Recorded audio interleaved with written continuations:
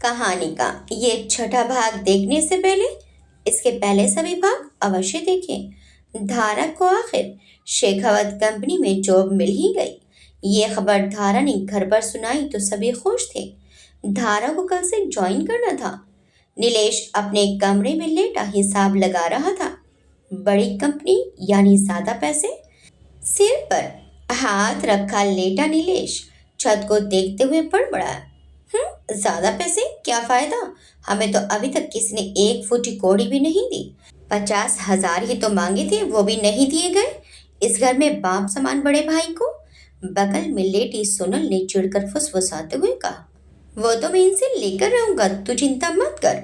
नीलेश बोला और सोनल की तरफ करवट ले ली और हाथ सोनल की कमर में डालकर उसे अपनी तरफ खींच लिया। दूर हटो, जब तक मेरी झुमकियां नहीं आ जाती पास भी मत आना, समझे। सोनल नीलेश का हाथ अपनी कमर से झटक कर उससे दूर होते हुए बोली, ला दूंगा यार झुमकियां, पैसे तो आने दे। नीलेश ने फिर उसे अपनी तरफ खींचने की कोशिश की। इतने दिन से यही तो कर रहे हो। पहले तो कहते थे कि घर में मेरा राज चलता है, जो मैं कहूँ वही होता है। सारे भाई बहनों को मुट्ठी में रखा हुआ है और पता भी नहीं क्या क्या देख लिया सब। बड़ी इज्जत है तुम्हारे घर में। दूर हटो, नींद आ रही है। तुम्हारी माँ सारा दिन ऑर्डर मारती रहती है काम के लिए। सोनल फिर दूर हुई और चद्दर तान कर सोने लगी। हाँ, तू जिसे कर ही लेती है सारे काम। नीलेश बड़बड़ाते हुए कमरे से बाहर चला गया। आज सुबह से ही बारिश हो रही थी। बस स्टैंड पर खड़ी धारा बस का इंतजार कर रही थी, पर बारिश की वजह से शायद वो लेट हो रही थी। वो खुद से ही बोली, आज ऑटो ही ले लेती हूँ, पहले दिन टाइम से पहले पहुंचना ही सही रहेगा। उसने ऑटो के लिए सामने ऑटो स्टैंड की तरफ देखा तो एक भी ऑटो उसे नहीं दिखा। आज ही सब कुछ होना था क्या। पहले बारिश हो गई और अब ऑटो नहीं मिल रहा और बस भी नहीं आई अभी तक। हे भगवान, पहले दिन ही डांट खिलवाओगे क्या। मुझे तो पहले उम्मीद नहीं थी कि ये नौकरी मुझे मिलेगी और अब मिल गई है तो ये रुकावटें आ रही हैं। परेशान धारा इधर उधर देख रही थी कि बस आती दिखी और उसने चैन की सांस ली। बारिश की वजह से भीड़ थोड़ी कम थी।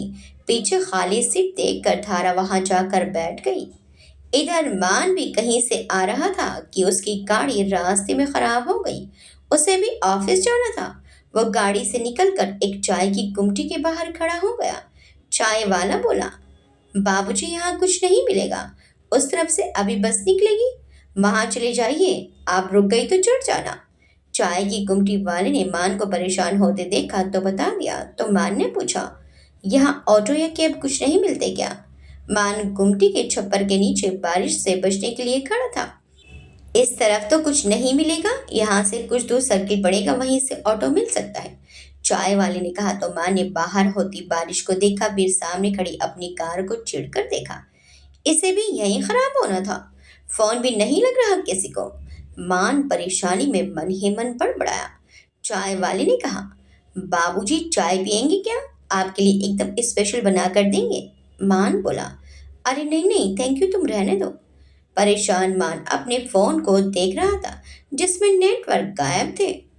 बाबूजी बस आ रही है, जल्दी चले जाइए वरना फिर बाद में कुछ नहीं मिलने वाला। दूर से आती बस को देखकर चाय वाले ने मान को चेताया। मान भी गाड़ी को वहीं छोड़कर बारिश में ही बस की तरफ भागा। आखिर वो भी कब तक खड़ा रहता। मान के पहुंचते ही बस भी वहां पहुंच गई। मान ने हाथ दिया तो बस भी रुक गई। सवारियां कम थी तो ड्राइवर ने रोक दी। पहली बार मान बस में चढ़ा था, वो भी रोडवेज की सरकारी बस में। बड़ी अजीब नजरों से उसने देखा। खिड़कियों से पानी की बौछारें अंदर आने की कोशिश में थी, जिसको ग्लास डोर से रोक दिया गया था। तब भी अंदर गीलापन था और अजीब सी गंध आ रही थी। मान सांस रोके अपने लिए सीट खोजने लगा। उधर बैठ जाओ, वहां एक सीट खाली है। बस के कंडक्टर ने उसकी हालत देखकर खुद ही सीट खोज दी। माँ ने सीट पर बैठते ही अपना रुमाल निकाला और गीले बालों और चेहरे पर से पानी की बूंदों को साफ करने लगा। टिकट। पास खड़े कंडक्टर ने कान पर फंसे पेन को निकाला और टिकट बनाने लगा। मान बोला, मेरे पास नहीं है। मान बोलते हुए बड़ा मासूम सा लगा। पहली बार बस में बैठा था तो कुछ पता नहीं था। पैसे दो, हम बना देंगे। गुटखा खाते कंडक्टर ने मान को बताया उसके कहते ही मान जेब टटोलने लगा। पर्स तो गाड़ी में ही रह गया था। वैसे उसकी जरूरत भी नहीं पड़ती थी उसे कभी। कंडक्टर ने पूछा, क्या हुआ, नहीं है, ऑनलाइन दे दो। उसे परेशान देखकर कंडक्टर ने हल बता दिया, वो नेटवर्क नहीं है। परेशान मान बड़ा बेचारा सा मुंह बनाकर बोला। तभी एक आवाज आई, लो। मान की बगल से हाथ निकलकर उसके चेहरे के सामने से कंडक्टर की तरफ उठा। हाथ में 50 का नोट था। इनकी टिकट बना दो। पास बैठी धारा ने 50 का नोट दिया तो कंडक्टर ने तुरंत ही पकड़ लिया और मान का ध्यान अब अपने बगल में बैठी धारा की तरफ गया। उसने मान को हल्की मुस्कान के साथ विश कर दिया। मान के चेहरे पर भी मुस्कान आ गई और ये राहत की मुस्कान थी, जैसे कहीं गुम हुए बच्चे को कोई अपना मिल गया हो। इस वक्त मान धारा को देखकर वैसा सा ही महसूस कर रहा था। उसने अपने कंधों को थोड़ा ढीला छोड़ दिया और कुछ आराम से सीधा होकर बैठ गया। New shine road. धारा को पता था तो उसने कंडक्टर को बताकर टिकट ले ली। Thank you. मान ने कंडक्टर के जाते ही धारा को मुस्कुराते हुए कहा, वेलकम सर। धारा ने संक्षिप्त सा उत्तर दिया। मान ने तो परेशानी में ध्यान ही नहीं दिया, पर उसके बस में चढ़ते ही धारा ने उसे देख लिया था और देखते ही हैरान भी हुई थी कि मान प्रताप सिंह शेखावत इस बस में। और उसकी हालत देखकर समझ गई कि वो पहली बार ही चढ़े हैं बस में। वो, मेरी गाड़ी खराब हो गई थी, ये बस की तो इस पर चढ़ गया। नर्वस होते हुए मान ने धारा को बिना पूछे ही बता दिया, जिसका धारा भी अंदाजा लगा रही थी। ओह अच्छा, धारा ने भी जवाब दिया। तुम्हें कैसे पता कि मुझे कहाँ जाना है और मैं उतरूंगा कहाँ? मान के पास बहुत से प्रश्न थे। आज वो सच में अनजाना सा गुमशुदा बच्चा बन गया था। ये रास्ता आपके ऑफिस की तरफ ही जाता है। आप ऑफिस से जा रहे थे ना? धारा ने कहा। यस राइट, मैं वहीं जा रहा था। काफी स्मार्ट हो तुम। मान ने धारा से ऐसे कहा जैसे उसका बड़ा प्रशंसक हो और सिर घुमाकर इधर उधर देखने लगा। ये सब उसके लिए भी अजीब ही था और अब इस तरह से बातें करना सब कुछ नया था मान के लिए। कहाँ कहाँ उतरना होगा मुझे? मान को अब खुद भी शर्मिंदगी हो रही थी। बार बार कुछ ना कुछ पूछ रहा था। मैं जहाँ उतरूंगी आप भी वहीं मेरे साथ उतर जाइएगा। धारा ने बताया तो मान ने सिर हिलाकर सहमति जता दी। दरअसल वो किसी काम से पहली बार इस रूट पर गया था और आते हुए उसकी गाड़ी खराब हो गई तो इस रूट का उसे आइडिया नहीं हो पा रहा था। साथ में उसके फोन में इस समय नेटवर्क नहीं थे तो वो गूगल मैप भी नहीं देख पा रहा था और पता नहीं आज सब कुछ अलग सा था। वो धारा के साथ बिल्कुल कंफर्ट महसूस कर रहा था और उसे लग रहा था कि धारा इस रूट के बारे में सब कुछ जानती है तो उससे ही पूछ लो। आज मेरी ज्वाइनिंग है आपकी कंपनी में। मान उसकी तरफ ही देख रहा था तो बिना पूछे ही उसने भी जवाब दे दिया। अच्छा, मान ने आश्चर्य मिश्रित खुशी से कहा, कंग्रेट्स। Thank you. धारा ने मुस्कुराते हुए जवाब दिया। तभी बस झटके से रुकी और मान एकदम से गिरने को हुआ। धारा ने तुरंत उसका बाजू पकड़ वापस सीट पर खींच लिया। मान की हालत बयान नहीं की जा सकती थी। उसे तो समझ में नहीं आया कि हुआ क्या। वो उड़े उड़े हवा से सब तरफ देखने लगा। बस रुकी है सर, और कुछ नहीं। दारा ने तसल्ली दी तो वो सिर्फ सर हिला कर रह गया। आज पता चला कि मिडिल क्लास की दिक्कतें क्या होती हैं। उसे वो पल याद आने लगे जब वो लेट आए अपने एम्प्लॉय को डांटा करता था। हमें यहीं उतरना है सर। उसे बैठा देख कर धारा ने बोला तो मान ने तुरंत ही बाहर की तरफ झांका। ऑफिस के इलाके में ही बस रुकी थी। वो खड़ा हुआ आगे चलते हुए बस के दरवाजे पर पहुंचा। पीछे धारा थी। जहां उतरे वहां भी सड़क पर थोड़ा पानी था। मान का जूता सीधे पानी में ही गया, पर जैसे तैसे वो उतर गया। धारा उतरने लगी तो उसने अपना हाथ उसकी तरफ बढ़ा दिया ताकि धारा उसे पकड़कर आराम से उतर सके, और ये उसने बड़े सहज भाव से किया। हाथ देख कर धारा झेप गई कि जिस कंपनी में वो काम करने आई है उसका मालिक उसके आगे खड़ा उसे उतरने में मदद कर रहा है। धारा के कानों में सोनिया के शब्द गूंजने लगे जो उसने मान के लिए कहे थे।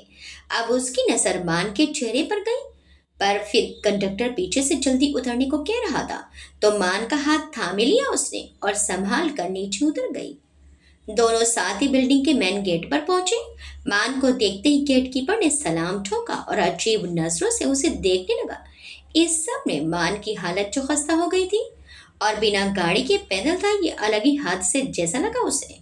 मान के साथ चलती धारा ने बिल्डिंग की तरफ देखा और फिर आसमान में देखकर दोनों हाथ जोड़कर अपने आराध्य महादेव को प्रणाम किया और गेट को छूकर माथे पर लगा लिया, जैसे उसके इष्ट यही हो।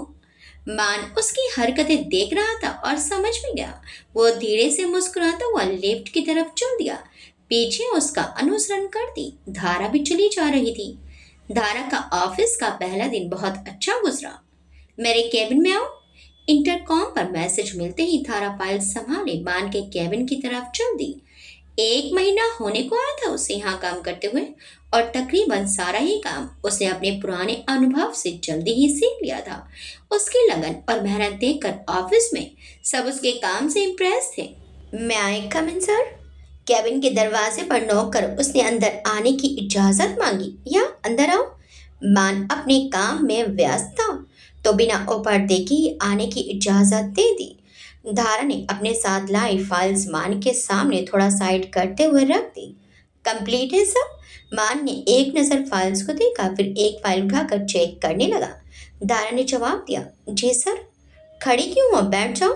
मान ने साइड में खड़ी धारा को उसकी तरफ देखते हुए पूछा। मान की नज़र धारा पर ही ठहर गई। ये क्या है? मान ने धारा के चेहरे की तरफ इशारा करते हुए पूछा। आज बाल कानों के पीछे ना होकर आगे ज्यादा आ रहे थे, जो उसका अच्छा खासा चेहरा कवर कर रहे थे। वो सर मास्क लगाया है, कोल्ड हो गया था तो इसलिए। सुबह से पता नहीं कितने लोगों को उसने ये जवाब दिया था। अब भी उसने बड़े ही आराम से ये बात कही थी और फाइल्स खोलकर मान के सामने रखने लगी। पर मान की नजरें उस पर बनी हुई थी।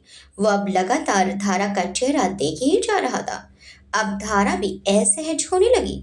मान अपनी चेयर से उठकर धारा के सामने आकर खड़ा हो गया। धारा ने फाइल को छोड़कर मान की तरफ देखा। उसे थोड़ा अजीब लगा। वो कुछ कहती उसके पहले ही मान ने वो किया जिसकी उसे बिल्कुल उम्मीद नहीं थी। आंखों के पास पड़े काले निशान धारा की उजली रंगत में साफ दिख रहे थे, जिस पर मान की नजर पड़ गई थी। ये किसने किया? गुस्से में मान ने धारा से पूछा, और धारा घबराते मन से बिना कुछ बोले मान को फटी आंखों से देख रही थी।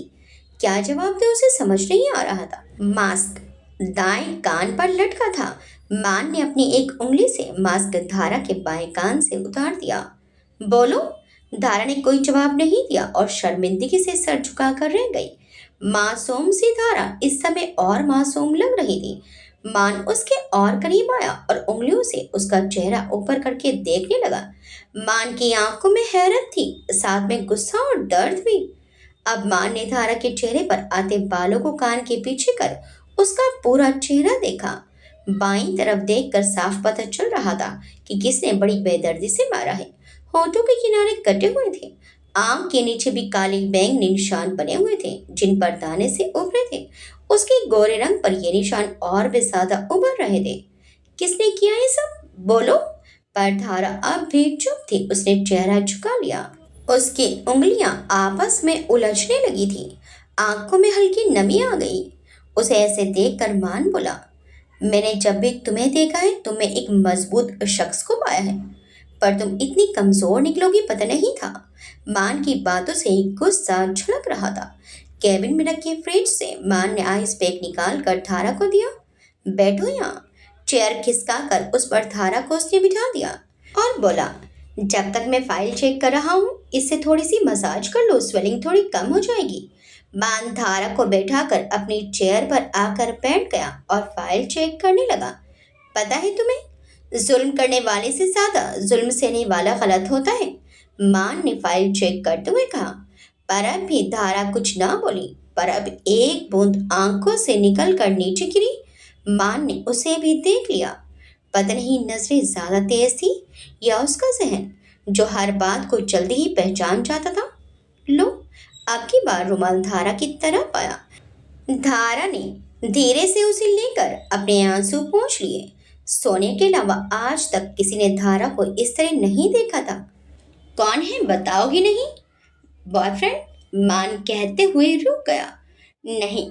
सुनते ही धारा ने तुरंत जवाब दिया कि कहीं मान ज्यादा गलत ना सोच ले उसके बारे में, पर और कुछ बताने में भी शर्मिंदगी हो रही थी। कैसे अपने घर के बारे में बताती? बड़े भाई, बड़े भाई ने झिझकते हुए बस इतना ही कह पाई। अच्छा। मान ने एक नजर धारा पर डाली, फिर बोला, फिर भी मैं तुमसे यही कहूंगा कि यह सब गलत है और इसे तुम ही रोक सकती हो। बोलते उसने सारी फाइल्स चेक कर ली थी और बंद करके एक तरफ रख दी। धारा चुपचाप उठकर जाने लगी तो वो बोला, रुको। धारा को जाते हुए रोककर मान उसके पास आकर खड़ा हो गया। धारा ने दरवाजे के पास हैंडल पकड़े खड़े होकर मान को देखा, जो उसे ही देख रहा था और अब ज्यादा गहरी नजरें थी उस पर। जी। धारा इतना ही कह पाई। मान ने धारा के एक कान पर लटका मास्क दूसरे सिरे से उठाकर दूसरे कान पर लगा दिया, जिसको शायद धारा लगाना भूल गई थी। इन सब बातों में ये रह गया था और ये भी। टेबल पर रखा आइस पैक उठाकर उसकी ओर बढ़ा दिया उसने और बोला, थोड़ी देर और लगा लेना। थैंक यू, बहुत हल्की आवाज में धारा ने कहा और वो केबिन से निकल गई। उसको जाते देखकर मान उसी जगह खड़ा रहा। दिल में अजीब से एहसास जागने लगे जो मान को सहानुभूति लगे थे। काफी देर तक धारा का मासूम चेहरा मान की नजरों में घूमता ही रहा। पता नहीं क्यों, पर उसकी तकलीफ मान पर असर करने लगी थी। इधर सुधा जी के घर पर आज सरस्वती जी और रघुवीर जी परिणीता के साथ उनसे मिलने आए थे। सुधा जी की चिंता को समझते हुए सरस्वती जी ने हल निकाला था। अभी घर पर एक छोटी सी पूजा रखकर दोनों का रिश्ता पक्का कर देते हैं। सरस्वती जी ने सुधा जी से कहा, सुजीत की बरसी पंडित जी से पूछकर थोड़ी जल्दी करवा लेंगे, उसके बाद शादी का मुहूर्त भी निकलवा लेंगे। रघुवीर जी ने हल निकाल कर दिया। सुधा जी ने सर पर साड़ी का पल्लू डाले सहमति से सिर हिला दिया। परिणीता सभी के लिए चाय बना कर ले आई थी। संजना आपकी ही बच्ची है, अब आपको ही देखना है सब। सुधा जी ने रघुवीर जी के आगे हाथ जोड़कर कहा, तो हमारी बच्ची के लिए तो हमारे ही आगे हाथ मत छोड़ो सुधा। हमारे मन में तो शुरू से ही संजना बसी थी मान के लिए। बस तुम्हारे कहने भर की देर थी, वरना हम तो खुद ही तुम्हारे पास आते संजना का हाथ मांगने। सरस्वती जी ने सुधा जी के जुड़े हाथों को पकड़ लिया। आप चिंता मत कीजिए आंटी जी, सब अच्छा होगा। वैसे संजना कहाँ है? बगल में बैठी परिणीता ने सुधा जी से पूछा। हॉस्पिटल गई है, सुधा जी ने बताया। अच्छा बेटा जी, अब हमें इजाजत दो, रघुवीर जी ने कहा और उठकर सभी के साथ बाहर की ओर निकल गए। टाइम देखा छुट्टी का वक्त हो गया था और लास्ट फाइल पूरी कर धारा उसे मान के कैबिन में देने के लिए निकली। आज काफी काम था तो कई बार उसे मान के पास जाना पड़ा था।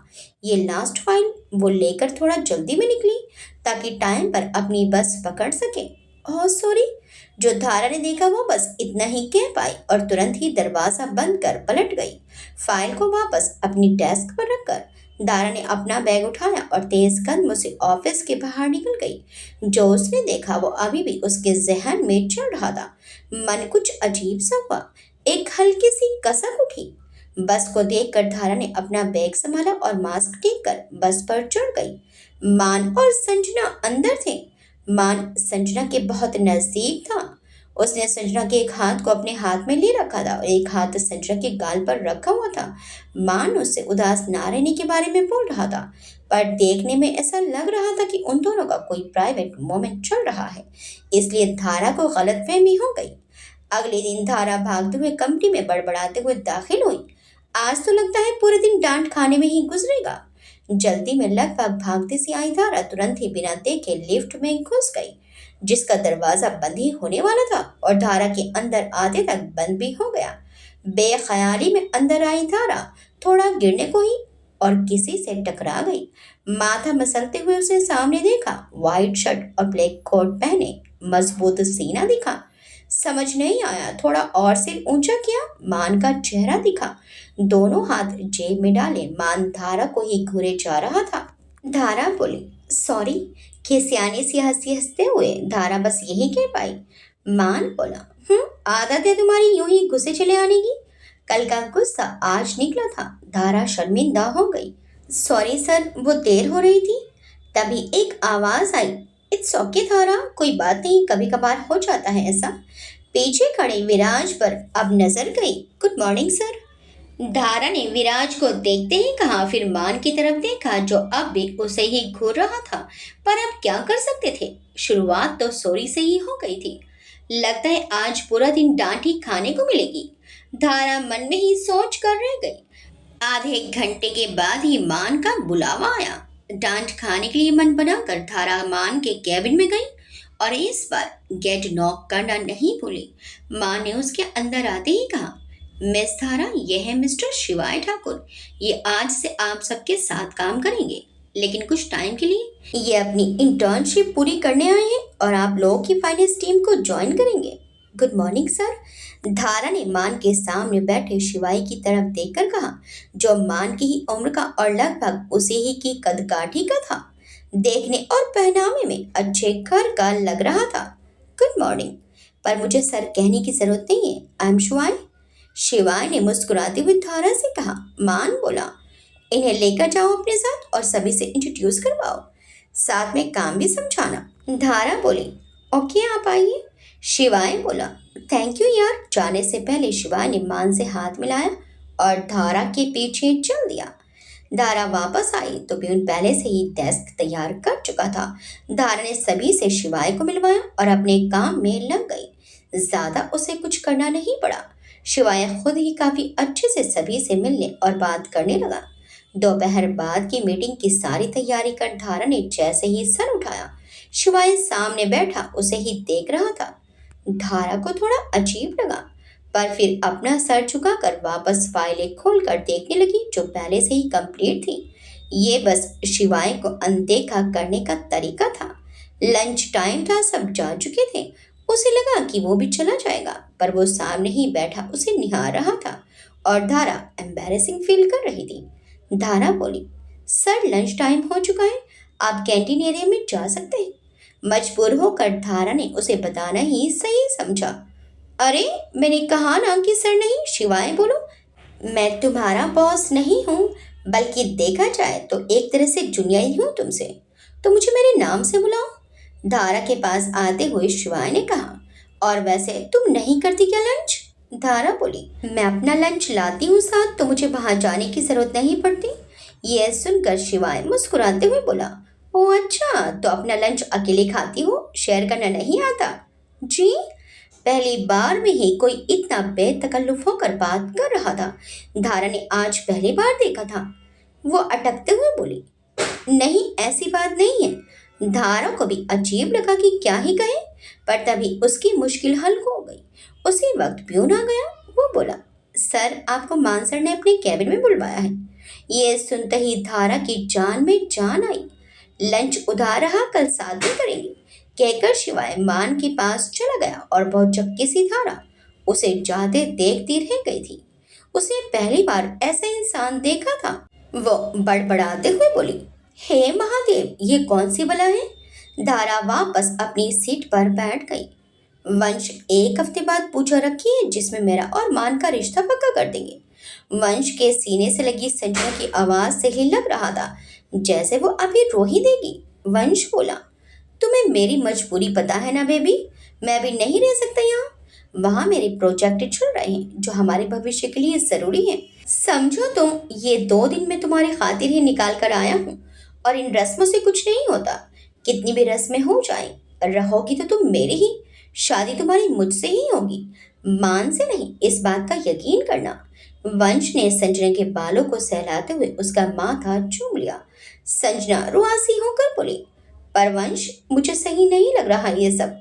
हल्का सा कंपन था संजना की आवाज में, उसी से उसकी तड़प समझ आ रही थी। वंश प्यार से बोला, समझ सकता हूँ जान, पर इसके सिवा कोई और चारा भी नहीं है। एक आंटी जी थी जो हम दोनों को सपोर्ट करती थी, अब वो भी हमारे खिलाफ है। अगर मैं आ भी जाऊंगा तब भी वो हमारे रिश्ते के लिए नहीं मानने वाली। संजना असमंजस में बोली, तुम्हें कैसे पता? एक बार उनसे मिलकर तो देखो। वंश बोला, मेरी बात हुई थी उनसे, इसलिए कह रहा हूँ जो हो रहा है होने दो। मेरे यहाँ जाने से कुछ नहीं बदलने वाला। बस तुम इतना यकीन करो कि मैं मान से तुम्हारी शादी नहीं होने दूंगा। संजना ने कहना चाहा, पर वंश वंश बीच में ही बोल पड़ा, पर वह रहने दो, इतने दिनों बाद आया हूँ सिर्फ तुम्हारे खातिर, और देखो तुमने क्या हाल बना रखा है अपना। तुम्हें इस हाल में छोड़कर मैं वहां कैसे रह पाऊंगा? वंश ने संजना के चेहरे से बाल हटाए और उसके होंठों पर झुक गया। संजना ने कहना चाहा, वंश। वंश बोला, बिल्कुल भी नहीं। तुम्हारे बिना इतने दिन कैसे रहा हूं मैं, पता भी है, आज नहीं मानूंगा। वंश ने संजना पर पकड़ और मजबूत कर ली और उसमें खोने लगा। संजना ने भी ज्यादा विरोध नहीं किया। सिर्फ 2 दिन वो उसी से तो मिलने आया था। छुट्टी के टाइम अपना बैग उठाकर धारा ऑफिस से निकलने की ही तैयारी में थी कि उसका फोन बज उठा। सोनिया का नाम देखकर उसके चेहरे पर मुस्कान आ गई। बस 2 मिनट थी, निकल ही रही हूँ, कहते हुए धारा ने फोन ऑफ कर बैग में रखा और जाने के लिए मुड़ी। और मुड़ते ही चौंक गई। वो हैरानी से बोली, क्या क्या हुआ? शिवाय को अपने बिल्कुल पीछे देखकर धारा सक पका गई। ये देने आया था, मैंने इसे कंप्लीट कर दिया है, तुम एक बार चेक कर लेना सही है कि नहीं। शिवाय ने फाइल उसकी ओर बढ़ाते हुए कहा। धारा बोली, रख दो, अभी से कल ही देखेंगे, मैं अभी निकल रही हूँ। धारा ने फाइल लेकर टेबल पर जमा कर रख दी और वहां से निकलकर लिफ्ट की ओर चल दी। अपनी पैंट की जेबों में हाथ डाले खड़ा शिवाय उसे जाते हुए देख रहा था। उसके चेहरे पर मुस्कान थी। ये मासूम सी लड़की धारा उसको भली सी लगने लगी थी। यहाँ क्यों खड़े हो? विराज की आवाज से शिवाय अपने ख्यालों से बाहर आया। घर नहीं चलना क्या? शिवाय बोला। बस भैया, अभी जा ही रहा था। विराज ने पूछा, कैसा लगा ऑफिस में? शिवाय ने जवाब दिया, बहुत अच्छा भैया। शिवाय ने कहा और उसकी नजर धारा की डेस्क पर चली गई। गुड, मन लगाकर काम करो, जल्दी सब सीख जाओगे। विराज ने कहते हुए उसके कंधे पर हल्का सा थपथपाया और चला गया। दोनों हाथ बंधे शिवाय उसे जाते हुए देखता रहा और जाने के लिए मुड़ा ही था कि उसे धारा की डेस्क पर कुछ दिखा। शिवाय ने उसे उठा लिया और चेहरे पर उसके फिर से मुस्कान आ गई। कई दिन ऐसे ही निकल गए। एक दिन धारा ऑफिस आई तो सोनिया से फोन पर बात कर रही थी। दी, मैं आपसे बाद में बात करती हूँ। हाँ ओके, शाम को मिलते हैं फिर। नहीं नहीं, इस बार जरूर आऊंगी, बातें करनी है आपसे बहुत सारी। नहीं नहीं, प्रॉमिस, आज शाम पक्का। धारा ने ऑफिस में आते ही फोन कट किया और अपनी डेस्क की तरफ बढ़ गई। Good morning. अभी अपना बैग रखने के लिए झुकी ही थी कि आवाज ने चौंका दिया, पर वो समझ गई कि कौन है। गुड मॉर्निंग सर, धारा ने मुस्कुराते हुए जवाब दिया। यानी नाम नहीं लोगे कहने के बाद भी? चलो कोई नहीं, तुम्हें ठीक लगता है तो यही सही। शिवाय के कहने पर धारा मुस्कुरा दी। ये क्या, इतनी सारी फाइल्स? शिवाय की डेस्क पर फाइल का ढेर देखते ही धारा बोली। तो शिवाय ने कहा, पुरानी फाइल से बस देखने के लिए लाया था। इनमें भी बहुत कुछ सीखने को मिलता है। मुझे इनमें से कुछ डाउट्स हैं जिनको क्लियर करना है, तुम हेल्प कर दोगी? श्योर सर, आप बता दीजिए, मैं समझा दूंगी, कहते हुए धारा ने अपना काम निकाल लिया। देखो, जिस काम को सीखने के लिए हमें इंटर्नशिप करनी पड़ रही है वो तुम्हें कितना अच्छे से आता है, जबकि उम्र में तुमसे बड़ा हूं मैं। शिवाय ने फाइल खोलते हुए कहा तो धारा मुस्कुरा कर रह गई। धारा अपने काम के साथ साथ शिवाय की भी डाउट्स क्लियर करवा रही थी कि प्यून ने आकर एक बॉक्स धारा की टेबल पर रखा। ये क्या है? बॉक्स को देखते हुए धारा ने पूछा। मैजेंटा कलर के बॉक्स पर सुनहरे कलर से कुछ लिखा था। मिठाई है, बड़े सर ने सभी को देने के लिए भिजवाई है। ये आपके लिए है और सर आपको मान सर ने अपने कैबिन में बुलवाया है। धारा को पता और शिवाय को मान का मैसेज देकर प्यून चला गया। प्यून के जाने के बाद धारा का ध्यान गया कि आज सभी काफी बातों में लगे हैं और अब बड़े मजे से अपने अपने बॉक्स से मिठाई खाने में लगे हैं। हे धारा, तुम्हें मिली मिठाई? बगल की डेस्क पर बैठी लीना ने धारा से पूछा। वो काफी देर से सबसे बातों में लगी थी और अभी आकर बैठी ही थी। धारा बोली, जी मैम, मिल गई, पर ये किस खुशी में? धारा को समझ नहीं आया तो उसने पूछ ही लिया। काम के अलावा भी बहुत कुछ होता है, थोड़ा ध्यान दिया करो। वैसे ये मानसर और संजना मैम की सगाई की मिठाई है।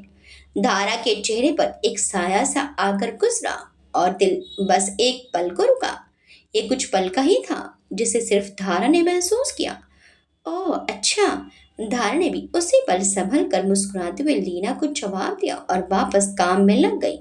शिवाय गौर से धारा को देख रहा था। उसके चेहरे पर मुस्कान आ गई। मैं आता हूँ अभी, ओके, धारा को बोलकर शिवाय उठा। आज तो लंच साथ ही करेंगे, मेरे लिए रुकना, कहता हुआ मान केबिन की तरफ चल दिया। धारा ने भी मुस्कुराकर सिर हिला दिया। ये अब रोज का था तो उसने भी ध्यान नहीं दिया। इनको देखकर लगता नहीं कि ये मान सर के फ्रेंड है। कितना मिलकर रहते हैं सबके साथ। शिवाय के जाते ही लीना बोली तो धारा जवाब में बस मुस्कुरा दी और वापस काम में लग गई। ओ बड़ी, यानी सगाई कर ली और हमें पता ही नहीं मिठाइयाँ बांटी जा रही है। शिवाय ने मान के केबिन में आते ही उसे सुना दिया तो मान बोला, अरे ऐसी कोई बात नहीं है यार, रिश्ता पक्का हुआ है, बस अभी सगाई नहीं हुई है। मान ने हल्की हंसी के साथ ये बात कही। आज वैसे भी उसके चेहरे की खुशी और चमक अलग ही दिख रही थी और शिवाय ने इस बात को महसूस किया था। शिवाय नाराज होते हुए बोला, बुलाया नहीं तूने, मैं नाराज हूँ। मान बोला, तुझे पता तो है सुजीत अंकल की डेथ हुए टाइम ही कितना हुआ है, बस इसीलिए किसी को नहीं बुलाया। घर पर ही पूजा रखी थी, बस वहीं सब हो गया। तो खुश है ना? शिवाय ने पूछा तो मान बोला, बहुत बहुत ज्यादा, बता नहीं सकता। जज्बात मान के चेहरे और आवाज से ही महसूस हो रहे थे कि वो कितना भावुक है। समझ सकता हूँ, तेरे बचपन की मेहनत का नतीजा है। बड़ा मेहनती है मेरा यार।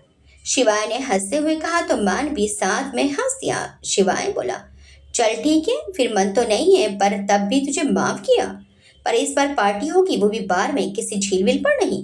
मान बोला, ओके डन। अब ये बता कैसे चल रही है तेरी इंटर्नशिप? सब समझ आ रहा है ना?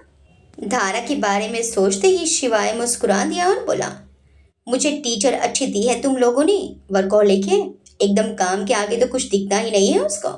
कुछ भी पूछो सब क्लियर कर देती है।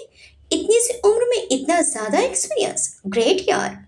मान बोला, समझ सकता हूँ, तभी तो डैड ने तुझे उसके अंडर काम सीखने को भेजा है। उसकी काबिलियत तो इंटरव्यू वाले दिन ही दिख गई थी सबको। काम भी बहुत बेस्ट रहता है उसका। कम समय में अच्छी खासी पोजीशन बना ली है उसने कंपनी में। मान से धारा के बारे में सुनते हुए शिवाय के चेहरे पर एक स्माइल आ गई और नजर हाथ में बंधे एक घुंघरू पर चली गई जो उसे धारा की डेस्क के नीचे पड़ा मिला था। देखते ही शिवाय पहचान गया कि वो धारा के कानों के झुमके से टूटकर नीचे गिरा है। शिवाय ने उसे काली डोर में पिरोकर हाथ पर बांध लिया था। पता नहीं पर वो धारा की तरफ खींचता चला जा रहा था। ऑफिस के बाद धारा सोनिया से मिलने आई। क्या यार धारा, मेरा तो दिल ही टूट गया। मिठाई का तीसरा पीस उठाकर खाते हुए सोनिया ने सामने बैठी धारा से कहा। तो धारा चौंक कर बोली, आपका दिल क्यों टूट गया? इतना हैंडसम बंदा हाथ से निकल गया। मान शादी कर लेगा आप? टेबल पर रखे हाथ पर अपना चेहरा रखते हुए सोनिया ने ठंडी आह भरते हुए कहा, दी भूल क्यों चाहते हो आप? शादीशुदा हो यार, आपके पास भी एक हैंडसम बंदा है, एक बेटे के पापा। धारा बोलते हुए हंस दी। मैं तेरे लिए बोल रही हूँ और तू क्या सोच रही है? सोनिया ने खींचते हुए कहा। तो धारा बोली, हाँ दिख रहा है कितनी फिक्र है। मुझे फर्क नहीं पड़ा तो आप ही नॉर्मल हो जाओ, ठीक है? धारा हंस पड़ी कहते हुए, चलो अब पानी पूरी भी फिनिश करो, जल्दी घर भी निकलना है, मौसम खराब हो रहा है। सोनिया बोली, हाँ यार, मुझे आज जल्दी पहुंचना था घर। धारा घर में आई तो उसे आज घर में कुछ अलग ही माहौल सा दिख रहा था। रसोई से आती खुशबू से पता चल रहा था कि आज खास तरह का खाना पक रहा है रसोई में। सोनल और वैदेही काम में लगी थी और कमरे में जाती दिखी कावेरी जी ने नई साड़ी पहनी थी। सब कुछ महसूस करती धारा को अंदर से हंसने बोलने की आवाजें सुनाई थी। कमरे में कदम रखते ही धारा की नजर सामने पलंग पर गई। सामने देखते ही धारा का चेहरा कठोर हो गया और आंखों से ही उसका क्रोध दिख रहा था। नफरत के साथ उसने कमरे का पूरा दरवाजा खोल दिया। दरवाजे की जोरदार आवाज से पलंग पर आराम से लेटे मयंक जी चौंक कर बैठ गए। उनके सिरहाने बैठी कावेरी जी और पांव के पास बैठा नीलेश भी अपनी जगह से खड़े हो गए और धारा को देखने लगे जो इस वक्त सिर्फ मयंक जी को ही देख रही थी। गुस्से से धारा ने अपनी मुट्ठियां भींच ली। धारा, अरे आओ बेटा, तुम्हारे इंतजार हो रहा था, सबसे तो मिल लिया, बस तुम ही रह गई। धारा का चेहरा देखकर पता चल रहा था कि वो कितने ज्यादा गुस्से में है, पर मयंक जी ने उसे नजरअंदाज करना ही सही समझा और मिठास के साथ धारा को अपने पास बुलाने लगे। ये यहाँ क्या कर रहे हैं?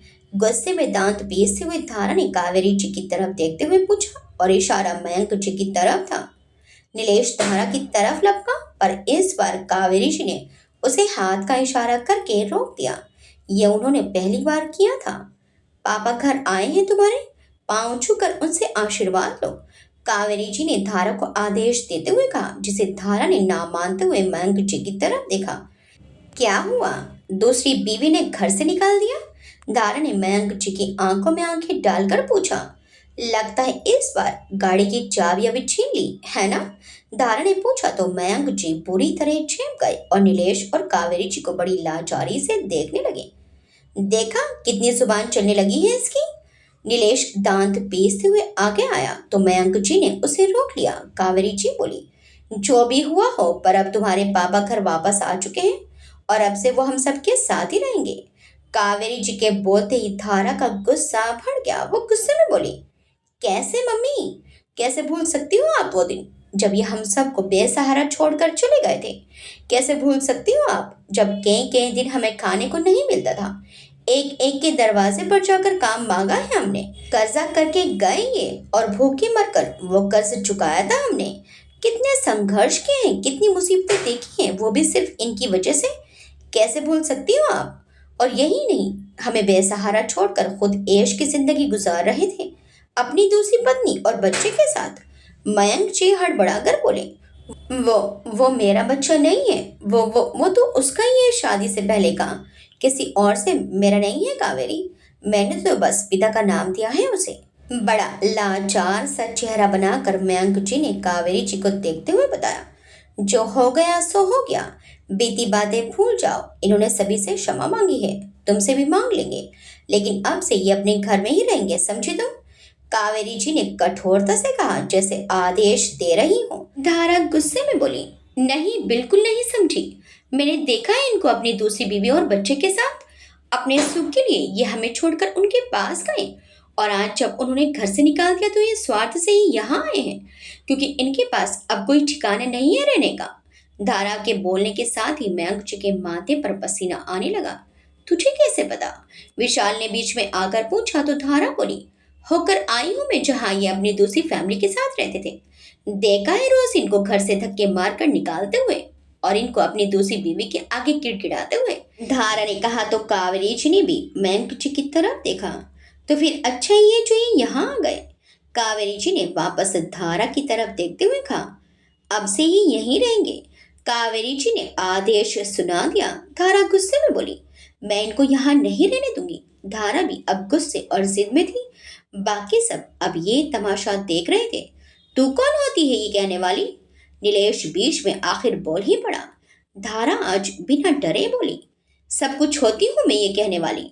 मेहनत से ये घर बनाया है मैंने, अपनी मेहनत से इस घर को कर्ज से मुक्त करवाया है मैंने।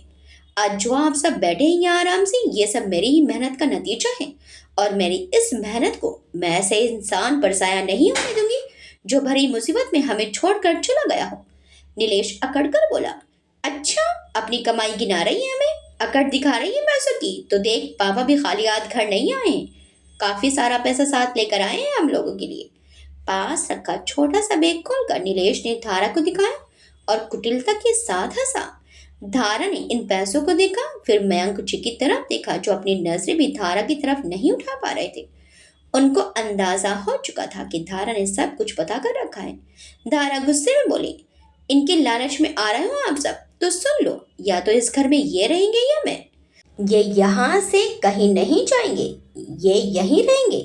कावेरी जी ने भी उसी अंदाज में धारा से कहा। उनके कहते ही धारा ने कुछ देर तक अपनी माँ को देखा और बोली, तो फिर मैं इस घर में नहीं रहूंगी। झगड़े को बढ़ता देखकर सभी घबराने लगे।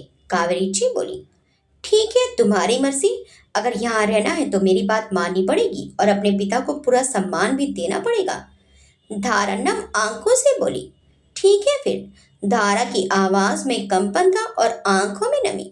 उसे विश्वास नहीं हो रहा था कि जिनके लिए उसने इतना कुछ किया वही आज उसे यूं दूध में पड़ी मक्खी की तरह निकाल कर बाहर करेंगे। अपना जरूरी सामान बैग में भरकर धारा भी घर से निकलने को तैयार थी। जाने दो, कुछ ही देर में अकल आ जाएगी कि अकेला रहना कितना मुश्किल है।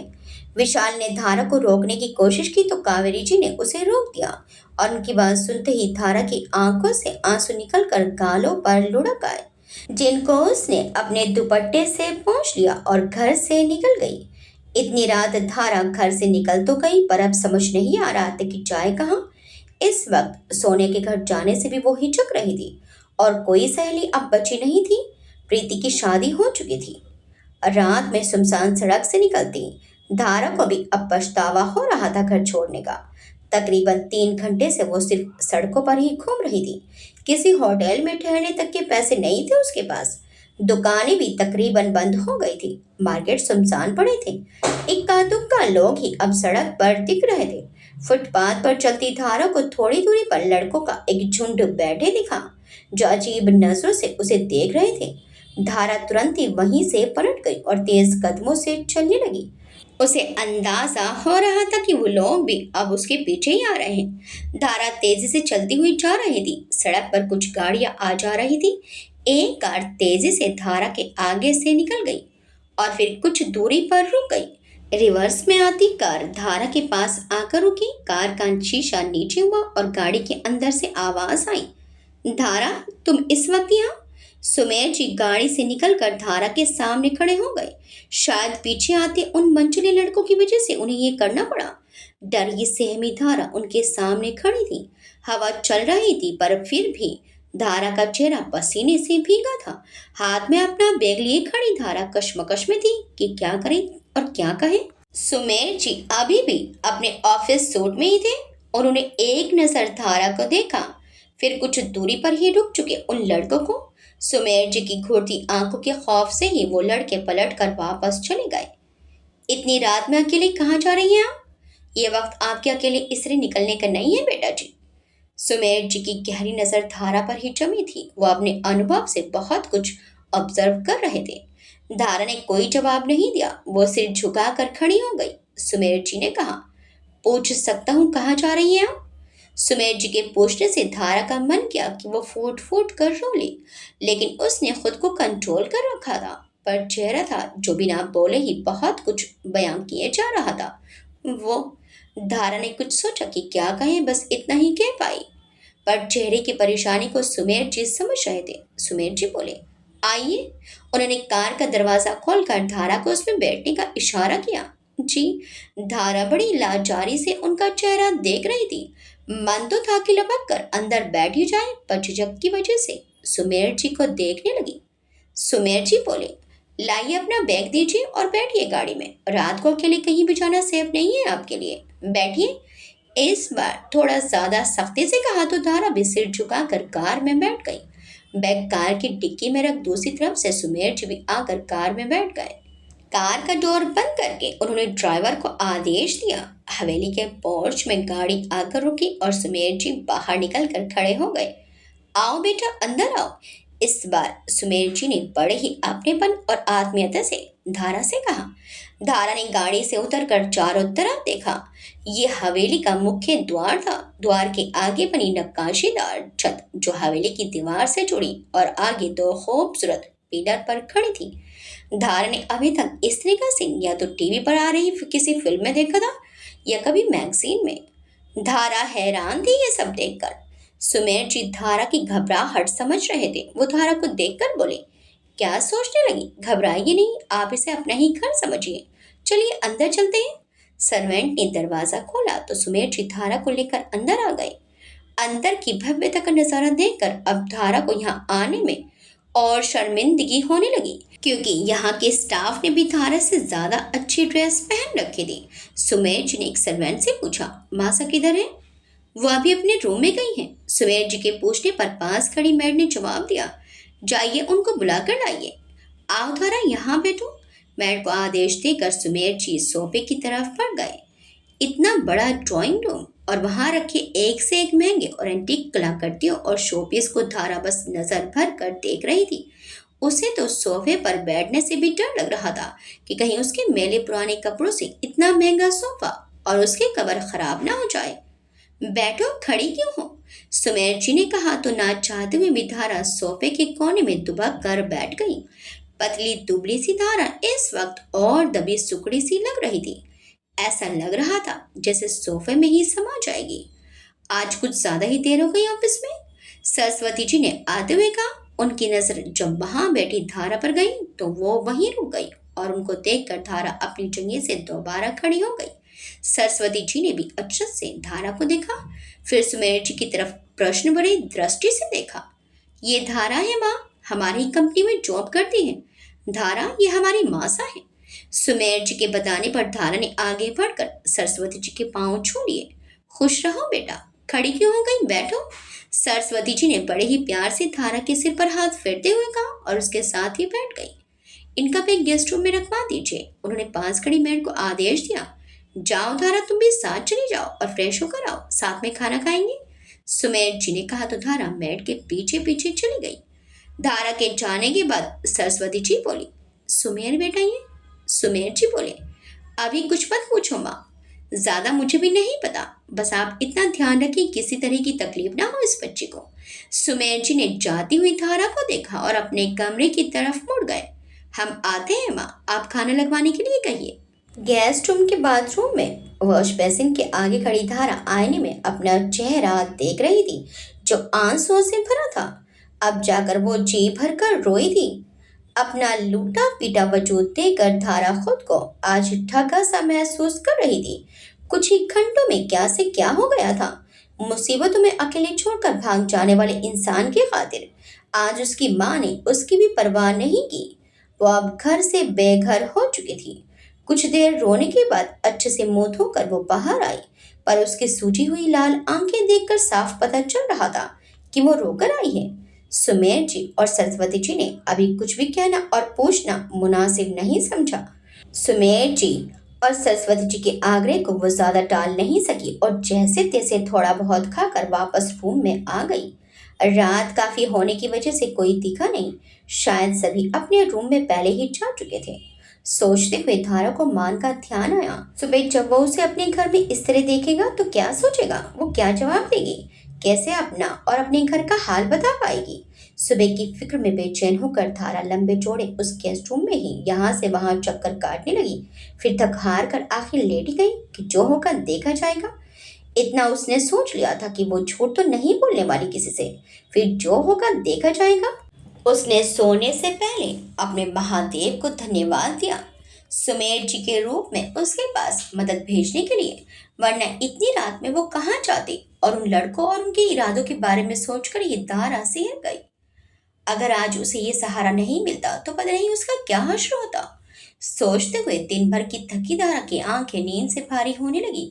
कल क्या होगा पता नहीं, पर आज वो सुरक्षित है इसका एहसास धारा को था। धारा की नींद सुबह काफी जल्दी खुल गई थी। नींद में वो भूल गई थी कि वो कहाँ है, पर जब वो उठी तो अपने को अलग जगह पाया। उसे याद आया कि अब वो बेघर हो चुकी है, पर दिल अभी अपने घर पर ही जा रहा था। छोटा सा ही सही, पर वो उसका अपना आशियाना था, उसका घर था। घर और सबको याद कर धारा की आंखों में आंसू आ गए। फोन उठाकर देखा, किसी का कॉल नहीं आया था। मायूस होकर धारा उठकर बाथरूम में चली गई। नहा कर तैयार होकर वो कमरे से बाहर निकल आई। इतना बड़ा घर देखकर उसे समझ नहीं आया कि जाए कहाँ। फिर जिस तरफ से आवाज आती सुनाई दी वो उसी तरफ चल दी। चारों तरफ शांति पसरी हुई थी, बस मंदिर में बजती घंटी की आवाज सुनाई दे रही थी। उठ गई बेटा, थोड़ा और आराम कर लेती, कल बहुत थकी हुई सी लग रही थी। पूछा घर से निकलती हुई सरस्वती जी ने पास आकर धारा से पूछा और उसकी और पूजा की थाली बढ़ा दी। धारा ने भी दोनों हाथों से आरती लेकर अपने सिर पर हाथ फेर लिया। सरस्वती जी ने फिर हाथ में प्रसाद रख दिया। उनके पीछे परिणीता भी आकर खड़ी हो गई। परिणीता बेटा, ये धारा है, अपनी ही कंपनी में काम करती है, सरस्वती जी ने बताया और उसी तरफ आते रघुवीर जी की तरफ बढ़ गई। ओह धारा, परिणीता ने इस अंदाज में बोला जैसे कुछ पहचान गई हो। तुम वही हो ना बस वाली धारा? परिणीता की पूछते ही धारा ने उसे नासमझी से देखा। परिणीता बोली, अरे मान भैया को तुम ही मिली थे ना बस में। इस बार धारा को बात भी समझ आ गई और वो दिन भी याद आ गया। जी, एक शब्द से सहमति जताकर बता दिया कि वही थी। मुझे मान भैया ने बताया था तुम्हारे बारे में कि कैसे तुमने बस में उनकी हेल्प की। आओ यहाँ बैठो। अपने साथ धारा को बैठाकर परिणीता ने अपने और धारा के लिए चाय मंगवाई और बातों में लग गई। परिणीता का नेचर शुरू से ही बहुत मिलनसार था। वो तुरंत ही धारा से घुल मिल गई। दोनों ने चाय पीते हुए ही काफी सारी बातें कर ली थी। उसी से पता चला कि मान और विराज काफी सुबह ही जॉगिंग के लिए निकल गए हैं और कुछ ही देर में आते ही होंगे। सबसे तो धारा मिल रही थी, पर पता नहीं क्यों मान के सामने जाने से घबरा रही थी। उनकी आमद का सुनकर वो पहले ही अपने रूम में आ गई। कमरे की खिड़की से हवेली में आते जाते सभी लोग दिखते हैं, ये उसे अभी पता चला था जब उसने मान और विराज को आते देखा। जॉगिंग से लौटा मान हमेशा की तरह गार्डन में लगी चेयर पर आकर बैठ गया। आज मौसम में उमस ज्यादा थी तो पसीना भी ज्यादा ही आ रहा था। ट्रैक सूट की जैकेट वहीं उतार कर उसने दूसरी चेयर पर टांग दी और हाथ में पहनी स्मार्ट वॉच भी उतार कर सामने टेबल पर रख दी। पर तब भी करार नहीं आया तो उठकर अंदर आने को हुए मान को लगा कि कोई उसे देख रहा है। इधर उधर नजर दौड़ा कर देखा तो कोई नहीं दिखा। अपना सामान उठाकर वो अंदर की तरफ चल दिया। गेस्ट रूम की खिड़की के पर्दे के पीछे छिपी धारा ने एक बार और छुप कर जाते हुए मान को देखा, फिर वापस दीवार से लग कर खड़ी हो गई। उसकी सांस थोड़ी तेज चल रही थी। ये तो पसीने में भीग कर भी इतने हैंडसम लगते हैं, धारा अपने ख्यालों में खोई हुई खुद से ही बड़बड़ाई। मान को देखकर हमेशा ही आंखों में ख्वाब उतरने लगते थे, पर हकीकत पसंद धारा अपनी हैसियत और हालात से वाकिफ रहती थी। पर आज परिणीता से जाना कि मान उसकी बातें भी घर में करता है। धारा के दिल में कुछ हलचल हुई, जिसको उसने ही झुड़क कर शांत कर दिया। आखिर कब तक बैठी रहती, ऑफिस जाने का टाइम हो रहा था और अब तो वो बहाना भी नहीं कर सकती थी, जाना ही जाना है। बाहर आकर देखा कोई नहीं दिखा तो चैन की सांस ली, सोचा सबसे पहले ही निकल जाएगी। धारा, कहाँ जा रही हो बिना नाश्ता की? धारा की दबे पाँव निकलने की कोशिश धरी रह गई। परिणीता ने पीछे से देख लिया और टोक दिया, आओ बैठो, पहले नाश्ता करो फिर जाना, ओके। परिणीता ने चेयर खींचकर उसे बैठा दिया और वो नाश्ता लगाने लगी। रहने दीजिए ना भाभी, मुझे भूख नहीं है, धारा ने बड़ी लाचारी से मुंह बनाते हुए कहा। क्यों भूख नहीं है? धारा के बगल में बैठे हुए विराज ने पूछा तो धारा ने चौंक कर उसे देखा। Good morning sir. अचानक विराज को देखकर धारा बस इतना ही कह पाई। वह बस विराज को देखे जा रही थी। धारा को सबसे ज्यादा दिल में ये बात लग रही थी कि सब उससे सामान्य व्यवहार कर रहे थे, जैसे वो यहीं रहती हो। उससे अभी तक किसी ने कुछ भी नहीं पूछा था। गुड मॉर्निंग, पहले अच्छे से नाश्ता करो फिर ऑफिस के लिए निकलना, कहते हुए विराज ने धारा की प्लेट में एक परांठा रख दिया। अब धारा के पास चुपचाप खाने के सिवा कोई चारा नहीं बचा था। रात को कोई दिक्कत तो नहीं हुई? सुमेर जी ने जब पूछा तो धारा बस ना में ही सिर हिलाकर रह गई। सबका इतना अपनापन बिना कोई सवाल पूछे उसे भावुक कर रहा था। धारा की आंखें हल्की नमी ले रही थी, जिसे उसने अपने में ही जब्त कर लिया। अभी तक सभी नाश्ता कर चुके थे, सिर्फ मान को छोड़कर। वो अभी तक नहीं आया था और किसी ने उसका जिक्र भी नहीं किया था। चलिए आज हमारे साथ ही ऑफिस चलिए, सुमेर जी ने धारा से कहा और उसे अपने साथ बाहर ले आए। तभी उनका फोन बजा और वो रुक कर बातें करने लगे। धारा बेटा, क्या आप हमारी लाइब्रेरी से फाइल ले आएंगी? टेबल पर ही रखी है, ऊपर से लेफ्ट साइड में 2nd नंबर का रूम है। फोन पर बात रोक कर सुमेर जी ने धारा से कहा। जी सर, कहकर धारा अंदर की तरफ चल दी और सुमेर जी दोबारा बात करने लगे। किसी तरह स्टाफ से पूछकर धारा लाइब्रेरी पहुंची और फाइल लेकर बाहर आई। देर हो रही थी, इसलिए चाल में हल्की तेजी कर धारा सीढ़ियों की तरफ पहुंची। फाइल को देखती धारा सीढ़ियों की तरफ आई और नीचे उतरने को मुड़ भी नहीं पाई थी कि किसी से जोरदार टक्कर हुई। लड़खड़ाती धारा बैलेंस खोकर नीचे गिरने ही वाली थी कि किसी ने पकड़कर उसे अपनी तरफ खींच लिया और कमर में बाजू डालकर उसे मजबूती से थाम लिया। धारा के हाथ में पकड़ी फाइल बैलेंस बिगड़ने से धारा के हाथों से छूटकर हवा में उछल गई और उसके सारे पेपर फाइल में से निकलकर हवा में उड़ते हुए बिखर गए। डर कर धारा ने आंखें मीच ली। कुछ पल बाद उसको एहसास हुआ कि वह हवा में लटकी हुई है और किसी की बाजू उसकी कमर में है। धारा ने धीरे से आंखें खोलकर देखा। धड़कनें जो बहुत तेज चल रही थी वो रुकने को हो गई। सामने मान का चेहरा था जो उसकी ओर झुका था। मान की बाहों में झूलती धारा बिना पल के झपकाए मान को देख रही थी और उससे भी ज्यादा हैरान मान था जो धारा को थामे सीढ़ियों के बीच खड़ा था। आगे क्या होगा? क्या वंश कोई बड़ा खेल खेलने वाला है? क्या संजना वंश के खेल को समझ पाएगी? क्या धारा मान के दिल में संजना की जगह ले पाएगी? क्या सुमेर जी धारा के बारे में सब कुछ पता लगा लेंगे? क्या शिवाय धारा को पसंद करने लगा है? देखिए इस कहानी के अगले भाग में। आपको ये कहानी कैसी लगी हमें कमेंट्स करके जरूर बताइएगा। वीडियो अच्छी लगी तो वीडियो को लाइक शेयर सब्सक्राइब करना मत भूलिएगा। मिलते हैं इस कहानी के अगले भाग में। Till then bye bye.